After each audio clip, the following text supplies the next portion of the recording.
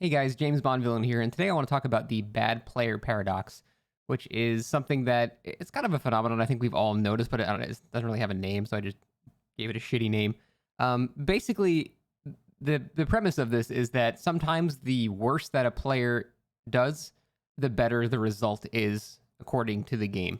Now, this doesn't necessarily apply just to bad players. It could just be a good player that played badly too. So I guess the title's a bit redundant, but good player that played badly paradox doesn't have the same ring to it. So basically, what this is sometimes the worse that you do, the better your result is. That's it in a nutshell. And a simple example of this can be Noed. For example, a good killer. If you have no kills and then all the generators get done. Even if the good player has 7 or 8 hooks and the bad player has 2 or 3 hooks, the guy with Noed probably has a higher likelihood of doing better than the guy that does not have Noed, despite the fact that the guy that does not have Noed has been doing better throughout the match. And so I really just especially noticed this yesterday, which is why I want to talk about it today.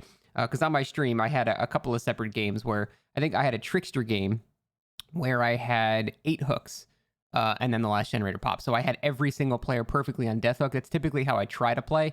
That's my goal. I try to get as many hooks as possible. Obviously, that's not a super realistic thing because against a good team, you just simply can't get that many hooks. It's just no way. But that's what I like to try to do. I don't really give a shit about the whole MMR system. It's literally Chuck E. Cheese imaginary points. So who gives a shit? I haven't changed my playstyle at all, so I still pretty much play exactly as I always do. So I always try to get as many hooks as possible. And so in this scenario yesterday, I had 8 hooks. And the problem with that scenario is even if I did better than someone that has half the hooks in that scenario, because I have everyone on death hook, as soon as I down somebody at the end of the game, everyone's just going to leave because they have no incentive to stay anymore. Because as soon as I pick that guy up and hook him, he's dead. They can't, they're not necromancers. They can't resurrect him from the dead. So they have no reason to stay anymore. So even though I'll end up getting 9 hooks total, I'll get 1 kill. And according to the MMR system, that means I have done badly. Now let's go to another game I had on the same day, and I got 3 hooks total as Huntress. I did terribly. I was super rusty as Huntress. I got 3 hooks total on Blood Lodge of all maps too. Super good map for Huntress. It was 3 or 4 hooks total, and so no one was on death hook, and so they got the gates 99. And what happened? Well, they were not on death hook, so they were not as scared. They had a reason to stay in the lobby because I hooked somebody on his first hook, and they're like, okay, let's go try to save him. And of course, I killed all of them because, it just led to snowballing, cascading things where they actually came in and their altruism resulted in me getting a 4K. So in that scenario, me doing worse actually caused me to get a better result according to the game because the game typically only cares about kills. So that's the essential summary of what the bad player paradox is. It's how sometimes the worse you can do, the better your result is. And this basically is rewarded, and it's more common than not for 2 main reasons. 1, it banks on survivor altruism, and 2, it banks on survivors just simply being bored.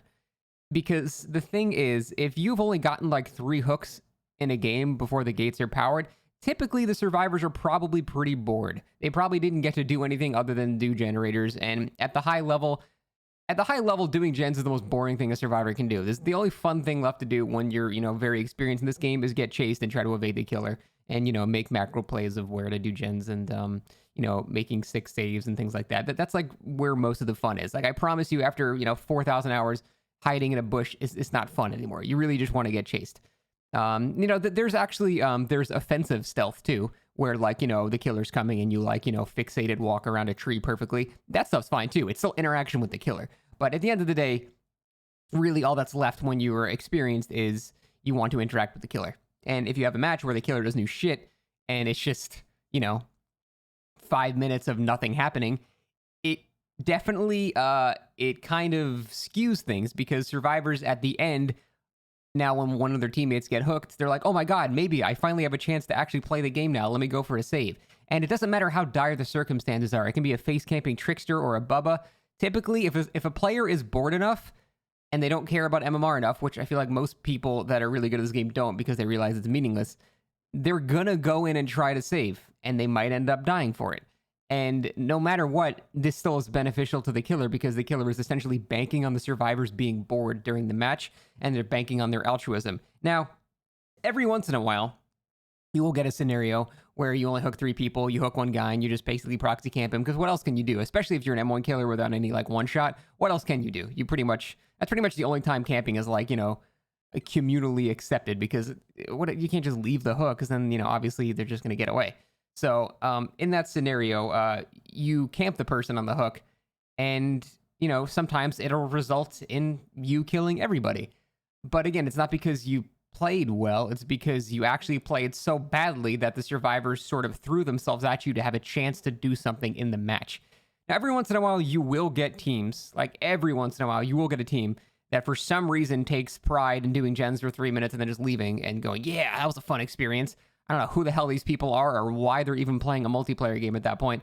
But every once in a while, you'll get, 3 hooks, you'll camp somebody, and everyone else will just leave. Typically, it's like a super sweaty wannabe comp team, Survive with Friends, that'll do that, but it's super rare. You will almost always have at least some people try to come save, and this will end up getting you even more kills.